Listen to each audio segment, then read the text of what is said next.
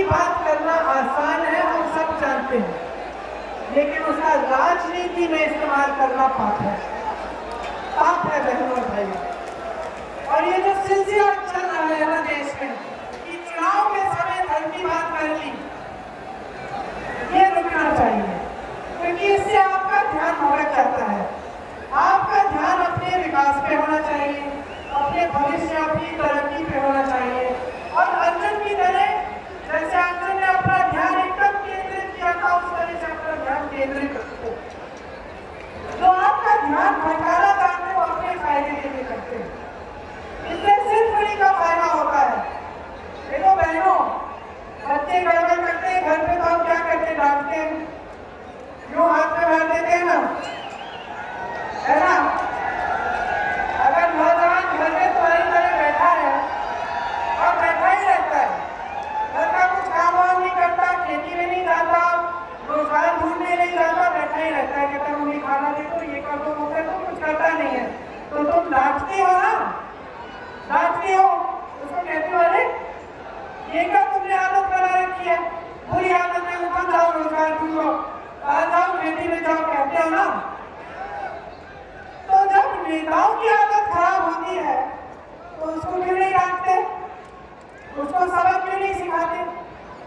बच्चे को सिखा रहे हो, नेता की आदत तुमने डाल दी है कि चुनाव आया, धर्म की बात करता है, जाति की बात करता है, चले जाता है, अगले चुनाव में दिखेगा, क्योंकि उसको मालूम है कि काम तो आप पूछ नहीं रहे हो, आप काम की बात पूछ नहीं रहे, वो काम कर ही नहीं रहा है।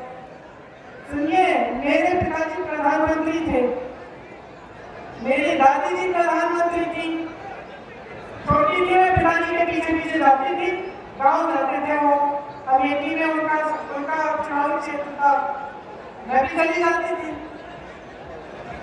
और वो समय था ज्यादा दूर नहीं था, मैं अभी 30-40 साल पुरानी बात बता रही हूँ आपको, कि देश का प्रधानमंत्री आपके गांव में आपके घर आ रहा है और आप डांट के उसको कह रही हो कि आपके वहां भाई मेरी सड़क ठीक नहीं की। वो जमाना था बहनों और भाइयों, वो है लोकतंत्र। कि पिताजी जाते थे और गांव की महिलाएं कहती थी देखो राजी भैया प्यार हम बहुत करते हैं तुमसे, लेकिन इस बार वोट नहीं देंगे जब तक हमारे नलके में से पानी नहीं आएगा, ऐसा कहती थी, डांटती थी। मेरे पिताजी ऐसे नहीं कहते थे कि देख लिया मैं प्रधानमंत्री हूँ कैसे डांट दिया मुझे, वो तो अपना सर झुकाते थे, कहते थे बहन जी मैंने कोशिश की है, इसका ऑर्डर दे दिया है, 6 महीनों में हो जाएगा, खुद कहते थे। वो जमाना था, उस जमाने को आपने बदल डाला। अब नेता आता है मंच में, धर्म की बात करता है, 2-4 श्लोक सुना देता है और आप वोट दे देते हो आगे मंच में, ये क्या बात हुई। बहुत बड़ी शिकायत है आपसे, बहुत बड़ी शिकायत, बदल दो ये आदत, बहुत बुरी आदत लगा दी आपने। नेता को पता होना चाहिए कि काम करके दिखाएगा, नहीं तो अगले चुनाव में निकाल दोगे। इनकी भी बात कर रही हूँ मैं, ये जब चुनाव जीतेंगे और मुझे मालूम है आप जिताने वाले हैं,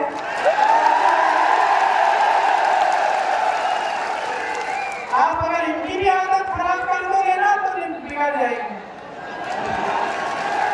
आदत खराब मत करना, जब तक आए तुम्हारे पास काम मांगो, जब तक आए पूछो भाई हमारी संपत्ति हमारे लिए तुम खर्च रहे हो कि नहीं, जब आए इतनी छूट मत दिया करो, इतनी छूट मत दिया करो।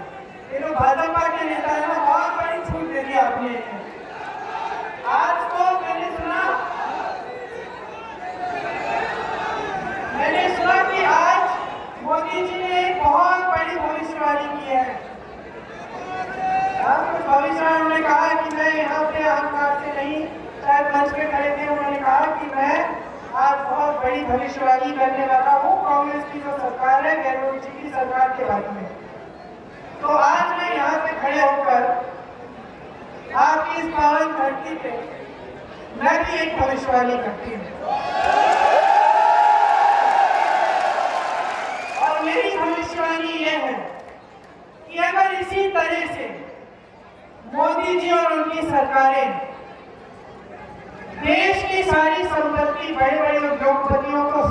बनी रहेगी तो एक ऐसा दिन आएगा जब इस देश की जनता का गुस्सा संभाल नहीं पाएगा, जब इस देश की नाराजगी का सामना मोदी जी को करना पड़ेगा। और अगर उस समय मोदी जी ने अपना सर झुकाया नहीं और अगर उस समय जनता की बात मानी नहीं तो मोदी जी का नुकसान होगा। क्योंकि मोदी जी आज जिस तरह से सरकार चला रहे हैं, अगर मोदी जी खुद ही समझ जाए और आप उनको समझा दें कि ये नहीं चलेगा, कि जो देश की संपत्ति है ये किसी एक दो जनों के हाथों में मत सौंपो मोदी जी, ये आपका कर्तव्य नहीं है इस देश के प्रति। इस बात को उन्हें समझाना पड़ेगा। और मैं जानती हूं कि आप इस बात को आस्ते आस्ते समझ रहे हैं, आप खुद समझ रहे हैं, देख रहे हैं कि देश में किस तरह से बड़े बड़े उद्योगपतियों का फायदा हो रहा है और गरीबों किसानों का नुकसान हो रहा है। तो मेरी भविष्यवाणी यही है कि देश की जनता सब समझ जाएगी। देश की जनता में आज नहीं तो कल विवेक आएगा ही आएगा।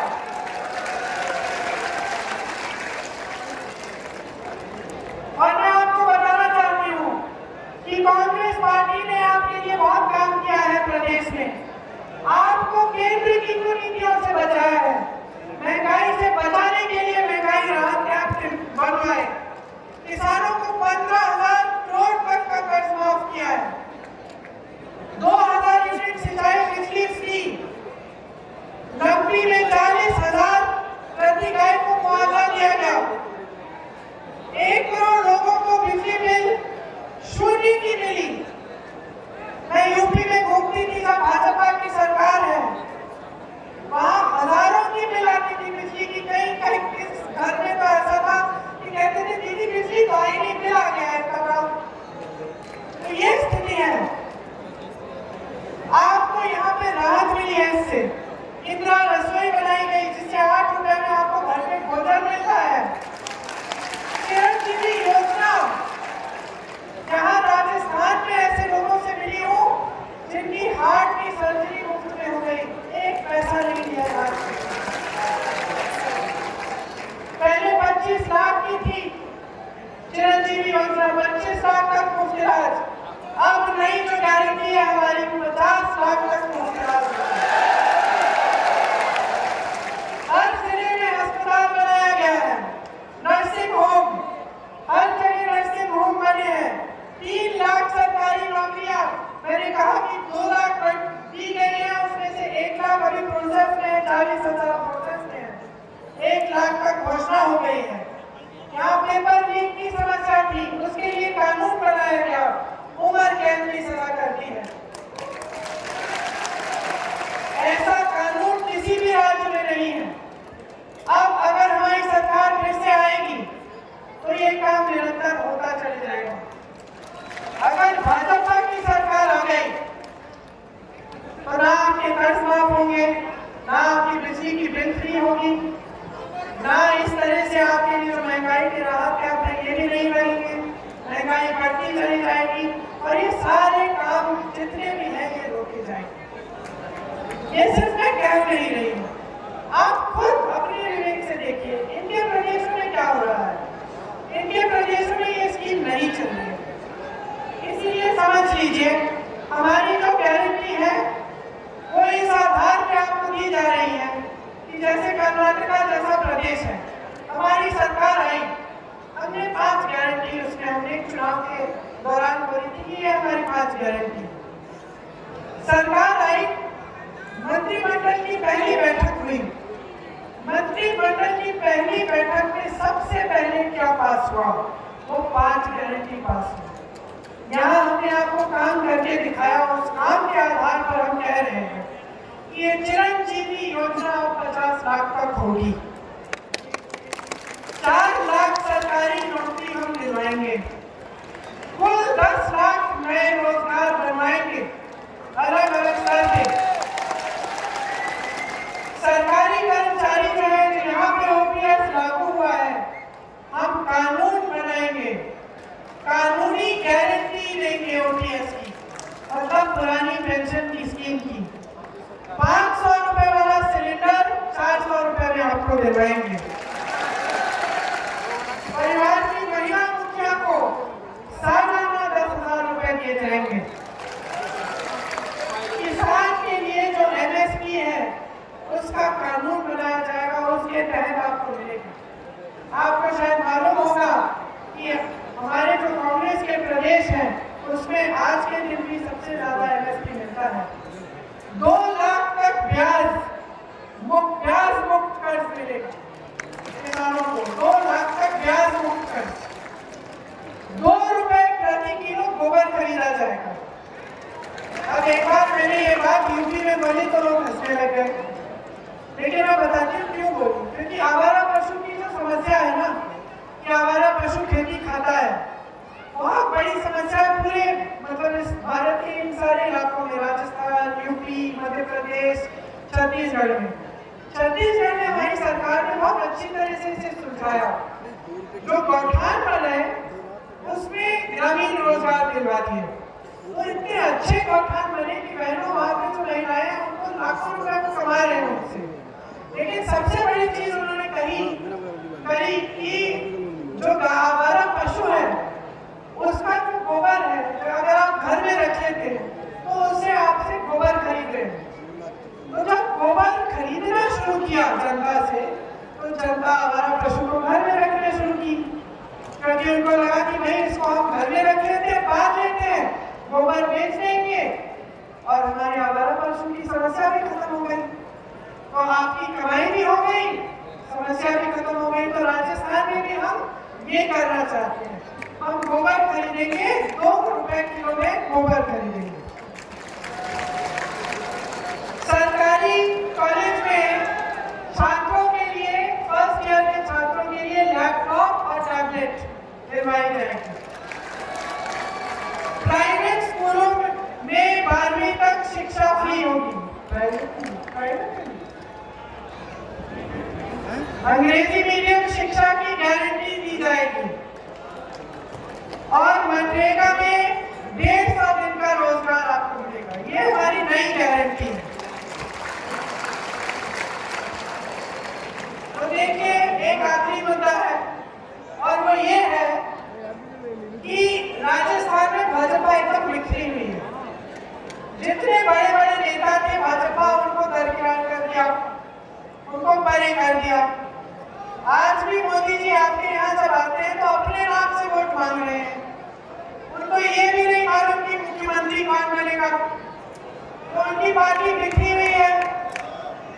बहुत ऐसे लोग हैं जो पार्टी छोड़ के अलग से चुनाव लड़ रहे हैं, निर्दलीय चुनाव लड़ रहे हैं। तो पार्टी बिखरी हुई है। योजनाएं गरीबों, किसानों, मजदूरों, बहनों, नौजवानों के लिए नहीं है। बड़े नेता परे कर रखे हैं। तो जब आप वोट दोगे ना तो समझ लो कि अभी जो हो रहा है आपके प्रदेश में, जो अच्छे अच्छे काम हो रहे हैं, इनको अगर आप चलने देना चाहते हैं, ऐसी सरकार चाहते हैं जैसे जिसके मुख्यमंत्री गहलोत जी आपसे कहते हैं कि मांगते मांगते थक जाओगे, मैं देते देते। ऐसी सरकार चाहते हैं तो इन सारी स्कीमों को जिंदा रखें, तो आप कांग्रेस को अपना वोट दें।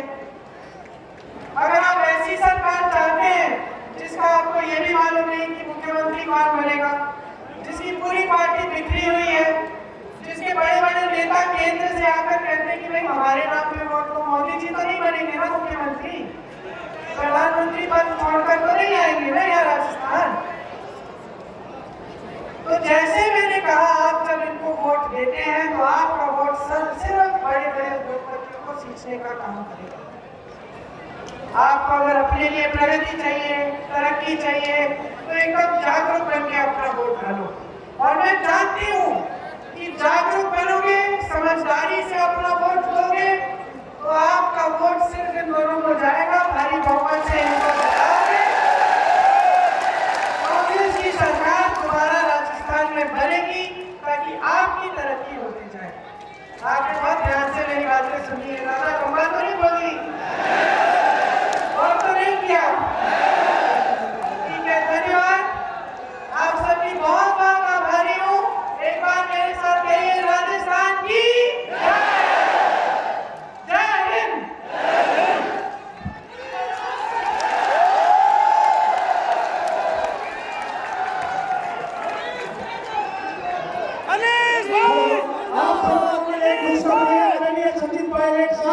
रेलवे वाले भी जो बनाने वाले